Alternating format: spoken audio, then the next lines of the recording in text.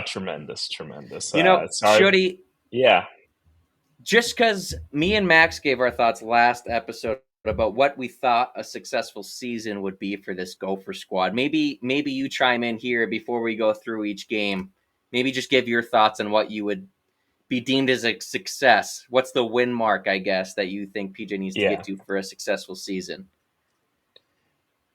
Yeah, it's a wonderful question. I'm sorry for missing last episode. My family and I took a nice little trip to Mexico. But it's a topic that I would have loved to have been a part of because I I think that this season's very intriguing because it is challenging and it really can give the Gophers a shot at being a solid team if they win those kind of tight games that they're pretty much even with other teams. I'm thinking about against UNC for the first game, Iowa. How are they going to do against UCLA, Illinois, Rutgers, even Wisconsin? Those are a lot of games that I think are going to be toss ups maybe when the season rolls around. But I Yeah, do hope that the Gophers can win a majority of those. But having said all that,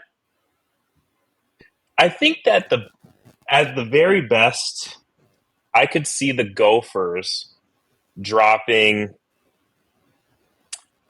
3 games to go 9-3. That's the very best I could see. And we're okay. talking losses to just, a Michigan team, USC, and Penn State. And when you look at the other games, I don't think that that's totally out of hand to say 9-3 is reasonable because I do think that the UNC game is winnable. Rhode Island, Nevada, Iowa. We got the best of them Yeah, last year. It's at home this year. Wisconsin at the end of the year. You got Rutgers, Maryland, and UCLA. Illinois could be tricky, but hopefully we can kind of get the best of them this year. So I do think that 9-3 is top notch, ceiling, sort of performance. I will say that I will personally think if you go 8-4, that's a good season. I would be very happy if they went at 8-4 this year.